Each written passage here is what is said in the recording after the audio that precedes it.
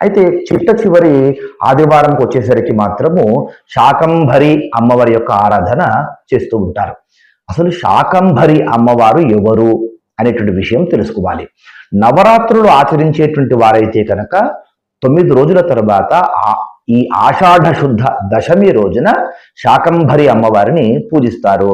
నవరాత్రులతో సంబంధం లేనటువంటి వారు ఒక్కొక్క ఆదివారము ఒక్కొక్క విధంగా అమ్మవారిని పూజించిన తర్వాత చిట్ట చివరి ఆ ఆషాఢ మాసంలో చిట్ట చివరి ఆదివారం కానీ చిట్ట చివరి రోజు కానీ శాకంభరి అనేటువంటి పేరుతో అమ్మవారిని పూజిస్తుంటారు. అసలు శాకంభరి అమ్మవారు ఎవరు? ఈ విషయం గురించి మనం తప్పకుండా తెలుసుకోవాలి. ఒక చిన్న కథ మనకు పురాణంలో కనబడుతూ ఉంటుంది. పూర్వము దుర్గమాసురుడు అనేటువంటి ఒక రాక్షసుడు ఉండేటువంటి వాడు. ఈ రాక్షసుడు హిరణ్యాక్షునికి సంబంధించినటువంటి వంశానికి సంబంధించినటువంటి వాడు అని చెప్తారు. రాక్షసులందరూ కూడా ప్రధానంగా వారు కోరుకునేటువంటి కోరిక ఏమిటి? అయితే తమకు అమరత్వం ఉండాలి, లేదా దేవతల పైన విజయం కలిగేట్టుగా ఉండాలి, ఇంద్రలోకాన్ని చేపట్టాలి అనేటువంటిది ప్రధానంగా వీరి కోరిక. ముల్లోకాలందరూ కూడా ఈ రాక్షసుని పూజించాలి అనేటువంటిది వారి కోరిక. దేవతలను పూజించొద్దు, రాక్షసులను పూజించాలి అని. ఇదే కోరికతో దుర్గమాసురుడు అనేటువంటి దుర్గముడు లేదా దుర్గమాసురుడు అనేటువంటి ఈ రాక్షసుడు బ్రహ్మ గురించి కఠోరంగా తపస్సు చేస్తాడు. బ్రహ్మదేవుడు అవలీలగా ప్రత్యక్షమవుతాడు. అప్పుడు అందరి రాక్షసుల కంటే భిన్నంగా ఈ దుర్గముడు అనేటువంటి రాక్షసుడు ఒక వరం కోరుకుంటాడు. ఏంటంటే, స్వామి, ఈ భూమండలం మీద ఉన్నటువంటి వారందరూ కూడా వేదము మర్చిపోవాలి. ముఖ్యంగా బ్రాహ్మణుల దగ్గర ఉంటుందిగా, బ్రాహ్మణులు వేదం నేర్చుకున్నటువంటి వారు ఎవరెవరైతే ఉంటారో వాళ్ళందరూ వేదము మర్చిపోవాలి అని వరం కోరుకుంటాడు. బ్రహ్మదేవుడు తథాస్తు అని వెళ్ళిపోతాడు. ఇప్పుడు వచ్చినటువంటిది చిక్కంతా కూడా. ఎందుకు వేదాలు మర్చిపోవాలి అని కోరుకున్నాడు అని అంటే, వేదాలలోనే సమస్తమైనటువంటి విజ్ఞానము దాగి ఉంది.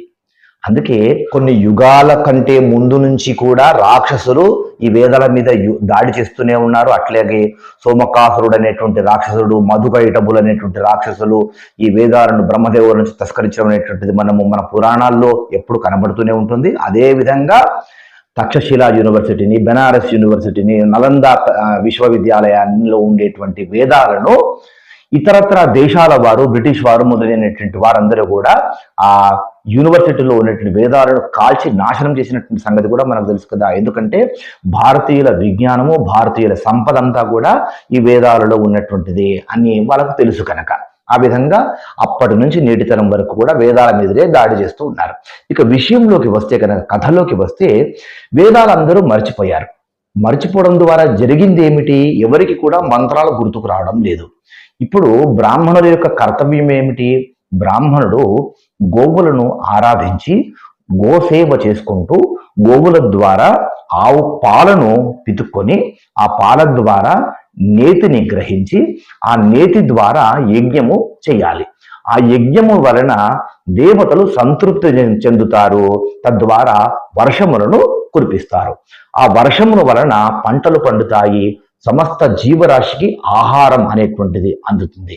ఆ విధంగా మానవులు ఆహారాన్ని స్వీకరించి కేవలం మానవులకు సంబంధించినటువంటి ఆహారం మాత్రమే కాకుండా పశువులకు సంబంధించినటువంటి గడ్డి, గ్రాసము మొదలైనటువంటివి కూడా భూమి నుంచి పండుతాయి కనుక మానవులకు సంబంధించినటువంటి వనరులు, పంటలతో పాటు పశువులు కూడా ఈ గడ్డి, గ్రాసము అన్ని కూడా వేసి అదే విధంగా మళ్ళీ ఆవులు పాలు ఇవ్వడము, ఆ పాల నుంచి మళ్ళీ నేతిని గ్రహించడము, మళ్ళీ హోమం చేయడము, దేవతలు ప్రసన్నం చెందడము, ఈ విధంగా సైకిల్ అనేటువంటిది జరుగుతూనే ఉంటుంది. దేవతలు యజ్ఞం ద్వారా ఎందుకు తృప్తి చెందుతారు అని అంటే, దేవతలకు ఆహారము కేవలం యజ్ఞం ద్వారా ఇచ్చేటువంటి ఆ ఆవు నేతి ద్వారా ఇచ్చేటువంటి హవిస్సు మాత్రమే.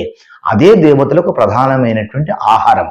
ఎలా అనే సందేహం మీకు వస్తుందిగా. మనము ఇంట్లో చేసుకునేటువంటి, గుళ్ళో చేసుకునేటువంటి దద్దోజనము, చక్కెర పొంగలి, పులిహోర, ఇవి భగవంతుని యొక్క ఆ దృష్టి, భగవంతుని యొక్క చూపు ఆ ప్రసాదం పైన పడి, నైవేద్యం పైన పడి అవి మనకు ప్రసాదంగా వచ్చినటువంటి భక్తులకు ప్రసాదిస్తూ ఉంటారు. మనం చేసేటువంటి పూజల్లో మనం సమర్పించేటువంటి పళ్ళు మొదలైనటువంటి నైవేద్యాలన్నీ కూడా మన కోసమే. పైగా భగవంతుని యొక్క దృష్టి పడితే అవి ప్రసాదంగా తీసుకుంటాం మనము. కానీ భగవంతుడికి వాస్తవమైనటువంటి ఆహారం ఏమిటి అంటే దేవానాం ఆజ్యమాహారం అంటుంది శాస్త్రము. దేవతలకందరికి కూడా ఆజ్యమే ఆహారము. ఓం గణపతయే స్వాహ అని అగ్నిదేవుల్లో ఆవునేతిని వేస్తే అగ్నిదేవి ఆ హవిస్సును గణపతికి అందిస్తాడు. ఓం రుద్రాయ స్వాహ అంటే ఈశ్వరునికి ఇస్తాడు. ఓం విష్ణవే స్వాహ అంటే విష్ణువుకి ఇస్తాడు. ఈ విధంగా ఏ దేవతను మనం ఉపాసిస్తూ హవిస్సును సమర్పిస్తామో ఆజ్యం ద్వారా ఆ దేవతలకు ఆ హవిస్సును అగ్నిదేవుడు అందిస్తాడనమాట. అలా వారి ఆకలి తీరుతుంది. మానవులు చేసేటువంటి ఈ యాగాల వల్లనే దేవతల యొక్క ఆకలి తీరుతుంది. దేవతలు ఆకలి తీరితే వాళ్ళు సంతృప్తులయ్యి మనకు సకాలంలో అకాల వర్షాలు కాకుండా సకాల వర్షాలు ప్రసాదిస్తారు. ఇలా దేవతలు మానవులు సంతోషంగా ఆకలి లేకుండా ఉంటారు. అయితే వేదాలు మర్చిపోవడం వలన ఎక్కడా కూడా యాగాలు యజ్ఞాలు జరగడం లేదు. ఎప్పుడైతే యజ్ఞ యాగాలు జరగడం లేదో దేవతలు ఆహారం లేక క్షీణించిపోయారు. దేవతలు క్షీణించిపోయారు కనుక వారు తృప్తి పడడం లేదు కనుక ఇక వర్షాలు అనేటువంటివి స్తంభించిపోయాయి.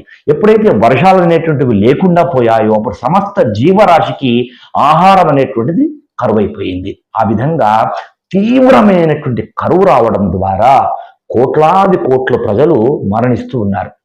ఇలా కొంతకాలం గడిచిన తర్వాత అప్పుడు ఆ గ్రామంలో ఉన్నటువంటి వాళ్ళందరూ కూడా ఆలోచించి అందరూ అమ్మవారి గురించి ప్రార్థన చేశారట. అప్పుడు తల్లి కదా, దయగల తల్లి కదా, అందుకే జగజ్జనని అంటే జగత్తులందరికీ తల్లి లాంటిది కనుక ఆ అమ్మవారు ప్రత్యక్షమైంది. వాళ్ళందరూ కూడా అమ్మవారిని ఏం స్తుతించాలో వాళ్ళకి మంత్రాలు రావు కనుక అమ్మవారికి దండం పెట్టారు.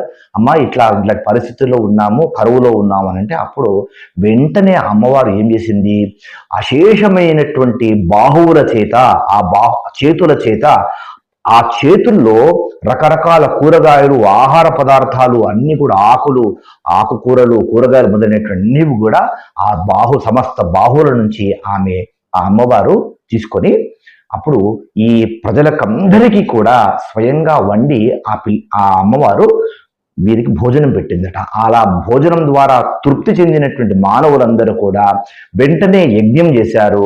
వాళ్ళకందరికీ కూడా ఈ మంత్రాలు గుర్తుకు రావడము, అమ్మవారి యొక్క అనుగ్రహం చేత మంత్రాలు గుర్తుకు రావగానే వాళ్ళు యజ్ఞం చేయడము, యజ్ఞములు చేయడం ద్వారా ఈ దేవతలందరూ కూడా ప్రసన్నం చెందడము, మళ్ళీ వర్షాలు కురిపించడం, అట్లా సస్యశ్యామలమైంది.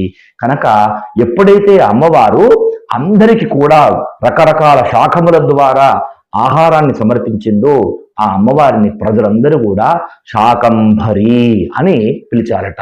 శాకాంబరి కాదు, శాకంభరి అనాలి.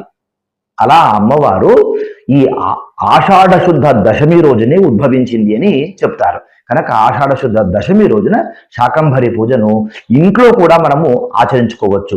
మన ఇంట్లో ఉన్నటువంటి అమ్మవారి పటం దగ్గరే రకరకాల కూరగాయలన్నీ కూడా పెట్టుకొని ఆ కూరగాయలను పేదవాళ్లకు కానీ, బ్రాహ్మణులకు కానీ, మన ఇంట్లో పనిచేసేటువంటి పని వాళ్ళకు కానీ, డ్రైవర్లకు కానీ, లేదా రోడ్డు మీద ఉన్నటువంటి అనాథలకు కానీ ఆ కూరగాయలను అన్ని సమర్పించవచ్చు. ఎవరికి సమర్పించలేకపోతే కనుక అవే కూరగాయలతో మనం మళ్ళీ వంట చేసుకొని తినవచ్చు. ఇలా శాకంభరి ఆరాధన అనేటువంటిది